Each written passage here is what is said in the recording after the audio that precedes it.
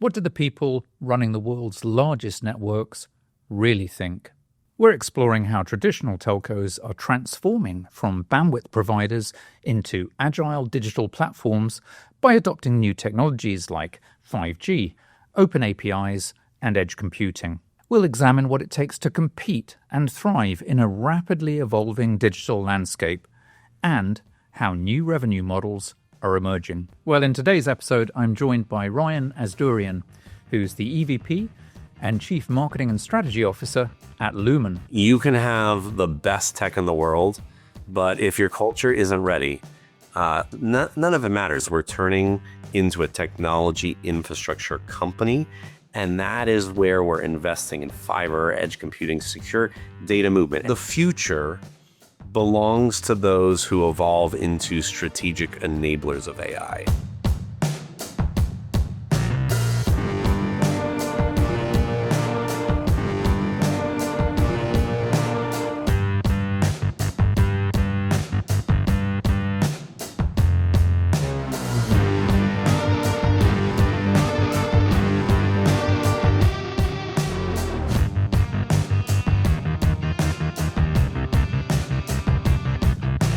Hey Ryan, it's clear that the role of telecom in the world, in global society, is changing. How are you and Lumen reinventing yourself for that responsibility?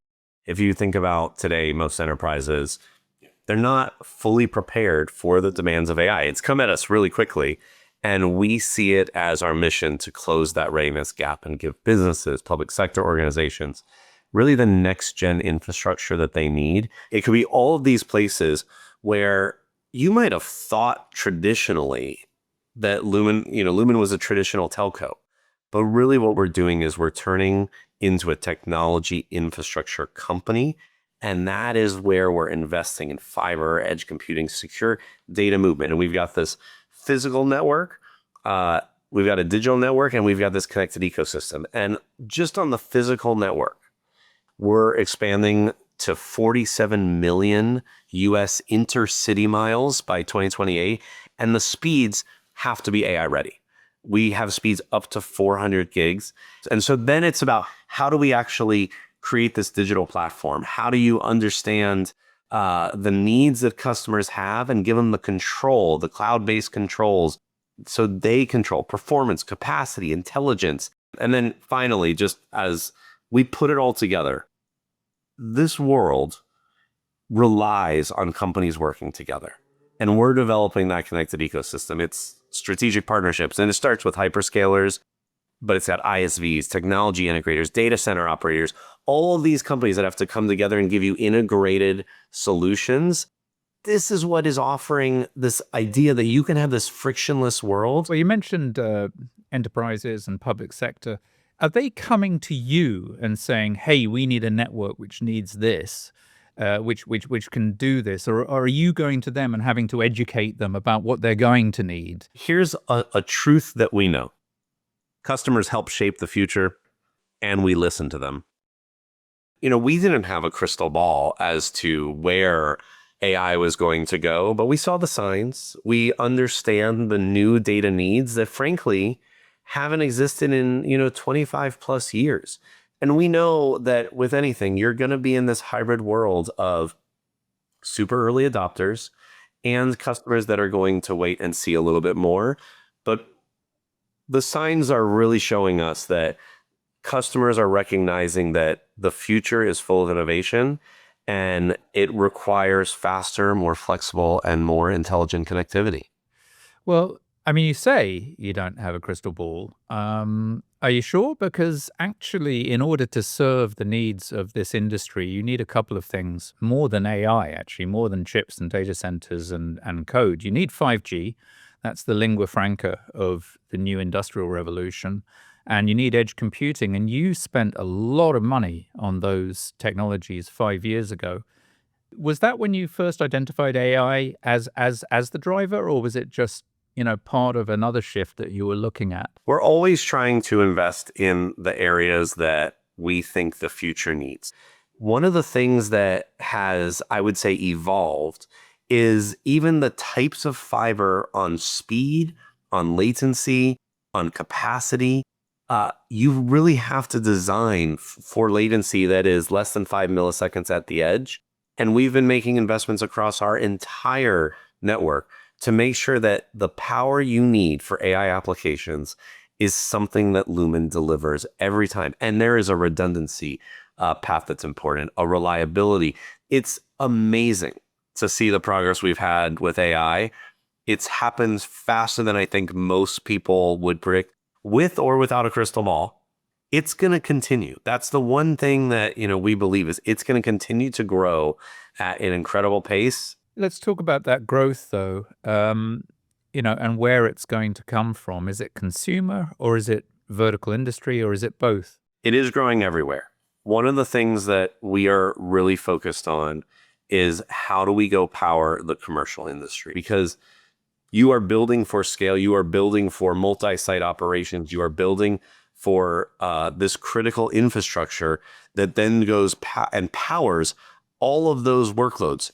And really, as technology infrastructure, our role is to make sure whatever needs you have, the customer doesn't see how that backbone is running, but our backbone is that infrastructure that is multi-cloud and AI ready, because those customers are also building in different ways than they have built before, and making sure that they can serve the needs of their customers. Well, we've talked a lot about technology so far. Let's talk a little bit about culture. What has changed there? Did you have to shift the culture in order to move more quickly for your customers? Steve, I love this question. And absolutely, because you can have the best tech in the world, but if your culture isn't ready, none of it matters. And we're really focused on how do we play to win, and how can we break down, I would say, the silos and outdated systems and culture of the past. That, as you say, this industry has not always had that. Sometimes we talk about it as building from the people up. It's human-centric. It's also using AI inside. When we say we're the trusted network for AI, guess what? We also have to be using that ourselves and have this real AI-powered workplace. People are something that is super important to me. And, we look at are our employees satisfied? I think we've got an 81% employee satisfaction. We are focused on how do we build this transparent, focused on well-being culture that wants to thrive and think about the tools, the people, the skills to really go and rethink what it means to be a critical infrastructure and technology infrastructure company. Ryan, you mentioned silos. Those have been a problem, I think, historically and today with some carriers, both for technology reasons and cultural reasons, i.e. departments competing with each other rather than acting as part of one company. Have you eliminated the silos at Lumen? Silos are a problem for every company in every industry. I don't think you can ever say that you've eliminated all the silos, but what you can do is work with employees and your teams to ensure that they feel empowered, they feel the power of working together. And that's one of the things that we really focus on. It is doing trainings. It is understanding what is our common language to talk about how we can rumble together, to give each other permission slips, to fail fast, to do all of these things that bubble up to this play to win culture. That's what I wake up every single day and wonder about is, are we moving fast enough? Are we building the right change? But will we ever eliminate silos? Will any company ever eliminate all silos? I don't think so, but we'll try every single day. You see, it's really interesting listening to you talk, because some of the sort of philosophies that you're espousing here are resonant of what you hear from big tech, from hyperscalers. But for me personally, what I think we need, I think the perfect, I won't even call it a carrier, the perfect service provider should be a combination of that world, but also with the trust mechanisms and the sense of responsibility that service providers and carriers have given to the world for over 100 years. We don't want to lose that, right? 100%. Speed of trust is something I've believed in for a long time. And our customers can't trust us from an external point of view if we don't trust each other internally. And it goes back to the silo question. We're building that trust internally, and our customers see it. They feel it. They know that when there's a problem, Lumen is there to do everything we can to fix it. And having that permission to go have that conversation with the customer, knowing that internally we're going to be able to support each other, it makes a difference. And if you're a technology infrastructure company like us, it's table stakes. I mentioned big tech and cloud hyperscalers. When they first emerged, there was this kind of sense that, oh, this is going to be the end of traditional carriers. But carriers actually are having a renaissance now. I mean, and with the emergence of an AI opportunity at the edge of the network, of the importance, this critical zone of innovation around the edge with edge computing and pervasive 5G, and the whole digital transformation market is going to be so reliant on that platform that you're delivering. Are there key strategies that you're looking to over the next few years to remain, relevant and vital and competitive in this new world which we're entering? I think of a couple pieces. One is, how do we re-architect the network to keep pace with cloud and AI? I think about these cloud-powered controls that you see in technology companies. We're bringing that to Lumen and having a network that's programmable, that has network as a service, that allows you to turn up and down services as you need and give you more flexibility than telco and carriers have ever given. And then it's about securing this, digital foundation we're building through our threat intel team. You mentioned hyperscalers. We're integrating with hyperscalers. So when we think about like, what is this era of the carrier, it's about how do we go integrate. It is about how do we build these edge zones. It is about how we offer differentiated services around connectivity, because that is really what we're driving here, that help us differentiate for customers. I mean, you said you're integrating with hyperscalers. Yeah. Actually, they're integrating with you, but that's not how the universe of communications and media looks at that. Do you think the hyperscalers have realized that they need you? I do really think about this as a partnership, because when we think about their needs, their customer, they're also telling us their needs. Then enterprise customers, non-hyperscaler enterprise customers, are telling us their needs. And we're able to figure out what are the assets we have, what are the ones that we need to go build, and how do we bring more cloud control to these customers. So it's really a partnership. The speed of AI and what we are building as a world, I would say, it is there's no way to do it without true deep partnerships. And I don't use the word lightly. When we think about, really spending time with the hyperscalers on their needs, we are building together.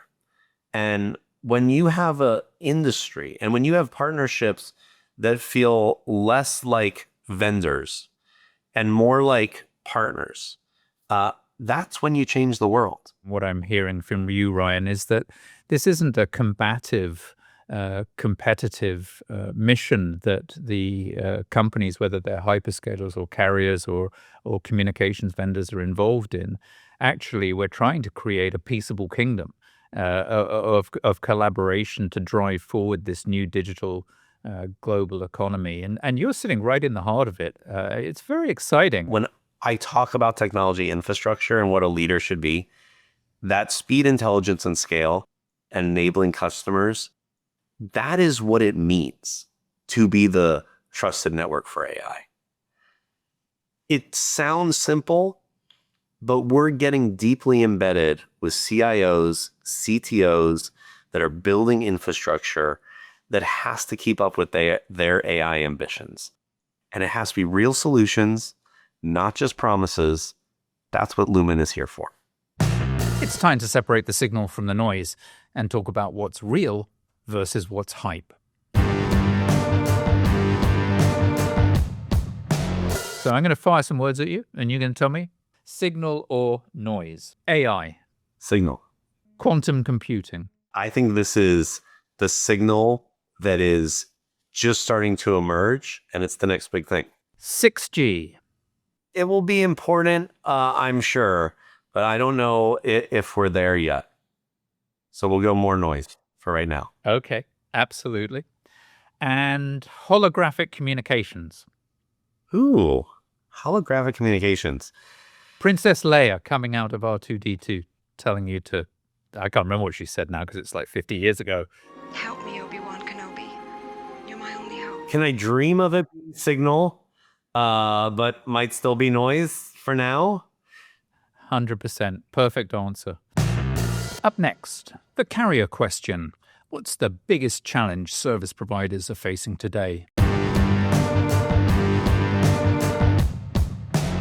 What is the key characteristic or technology that will define the Carrier 2.0 era that we are entering now?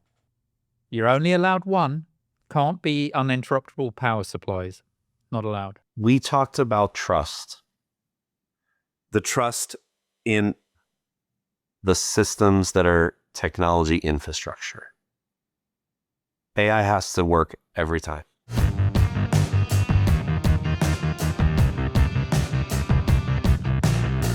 Let's speak some truth to power. What's behind the current AI bubble? Well, here's a clue. It's not artificial intelligence. Confused? Let's break it down. AI itself isn't new. The first commercial AI neural networks debuted in the 1980s before disappearing again after people realized that they were unreliable. Sounds familiar? Well, then AI reappeared at the start of the 2000s when Google, Amazon, and a whole bunch of telcos started deploying it to improve their businesses. Wait, you thought big tech was behind the whole AI trend? You see, that's another misconception. Telcos and big tech have actually both been using AI for about the same amount of time. So what was the huge breakthrough in AI that triggered the current AI madness? Well, actually, it was something remarkably mundane. In 2022, OpenAI took a chatbot, which isn't AI, and they glued it to an AI agent, which is. And that allowed everyone to have a go with AI, not just engineers, but investors and consumers. And that created awareness of artificial intelligence, which is what has inflated the current bubble. There is no eureka moment here. Or if there was, it occurred way back in the 1940s when Alan Turing and Claude Shannon originally invented the concept of artificial intelligence. The truth is that the current bubble is based on the same fundamental and imperfect AI technology we've had for 40 years, since the 1980s. Now, like AI, the VCs, PE bankers, and big tech execs hyping it up are very good at pretending to know everything, while actually being surprisingly clueless. AI is an important technology, but it doesn't perform miracles, and ultimately, while it will facilitate the emergence of a new global digital economy, that's going to take time. Probably another 25 years. And a huge amount of work. A little bit more than a chatbot, in other words. We'll close with one bold prediction.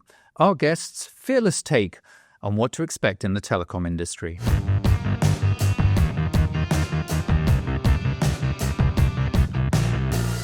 Finally, a prediction, a bold prediction, something that maybe people haven't realized yet, something that's going to happen in the next 5 or 10 years in our industry, Ryan. Any thoughts on that? Something which you think is going to happen, which maybe other people haven't thought about? The future belongs to those who evolve into strategic enablers of AI. And I think that there's some special things: autonomous manufacturing, predictive healthcare, intelligent logistics at the edge. I think about the humanoid revolution, and all of that requires such large amounts of data. But the telco of the future won't just connect data. It will think, it'll have a cognitive network, it will interpret, act, and also keep secure in real time the world's next era of business. Amazing. What a pleasure to talk to you today, Ryan. Thank you so much. It was an absolute pleasure to talk to you. I really enjoyed this conversation. And I leave you with this exclusive footage of how one carrier reacted when a vendor tried to hand them a contract for a 6G upgrade. That was Carrier 2.0. Please subscribe, share, or just join the conversation, because the future of telecom is happening today.